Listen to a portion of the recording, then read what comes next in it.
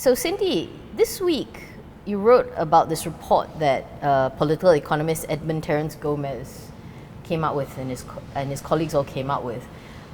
There was a very, for me, provocative story that came out when this came out, was that he mentioned that PM, to Dr. Mahathir Mohamad, is essentially de facto finance minister. Not in name, not in official portfolio, but because of the way as everything's structured. I didn't really go into the report, but was that the core of it that he was writing about? That was one of the key points of the report.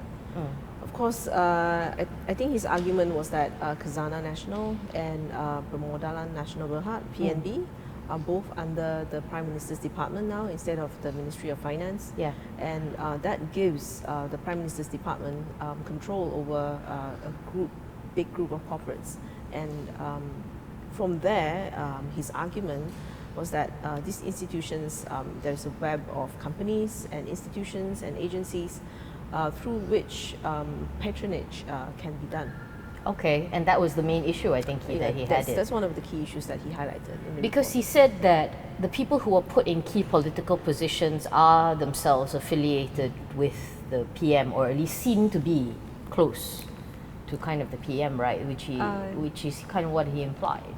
Yes, one of the other things that the report highlighted was that apart from the Prime Minister's department,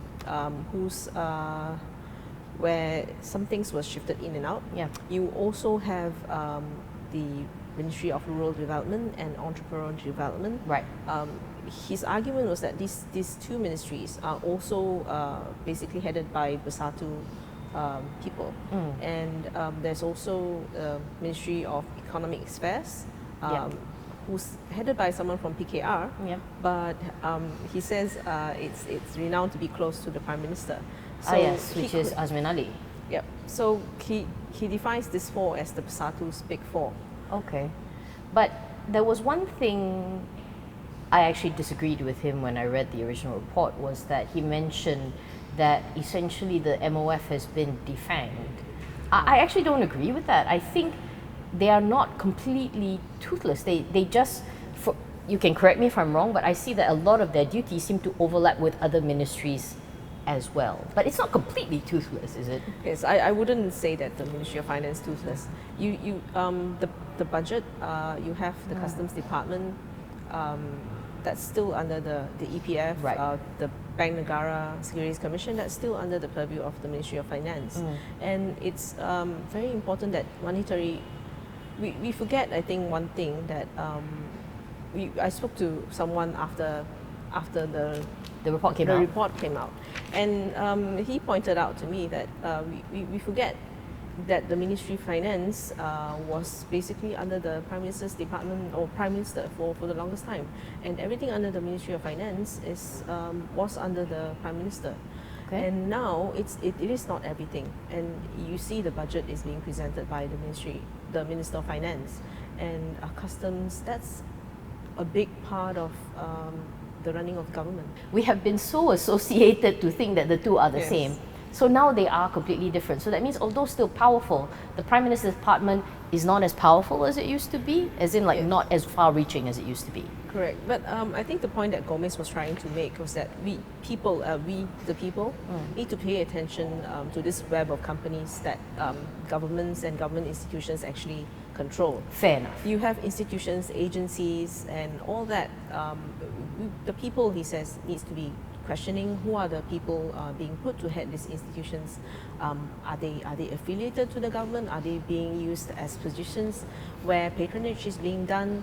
And are they legitimate? Well, if you put these people connected to the political parties, for instance, there is these positions. Are you paying them as how are you paying them? Yeah, understood. So I think that all these things need to be looked into. And actually, I think for all the criticisms, the one thing we need to remember is that he can come out and say this, which is very different from 2 years ago. He can come out and openly criticize the government or their choices and not have fear of being thrown into jail for Yep. ISA. This is a very precious thing that not just him, but the rest of us. So what he's saying is that we people, the academicians, the media, all need to be very aware of what's going on, to be able to play the role of checks and balance. Because you need to, if there is lack of information, you should be asking for it, and we should be allowed to question what goes on. So overall, on the report, what is the main thing he thinks that needs to happen now to sort of right the government? There should be more transparency. Basically, but of course, transparency alone, if people don't care about the information, it doesn't matter. But that's just why there needs, he feels that the report, it used to be a whole book. And then the first report was like this thick. And then the one that just came out is just 14 pages. It's barely 1,500 words. So his argument is that if we come up with reports that are too thick, most people just don't understand. So what he's doing is breaking it down to more smaller bite-sized pieces, so that more people will actually understand and care what's going on. And that, I think, it's very important, because ultimately you need for the majority of people to understand. And when there are so many eyes watching what's going on and understanding what everything means, then you can't get away with doing a lot of the bad things that was happening. For more on the stories, pick up a copy of The Edge Weekly at all good newsstands.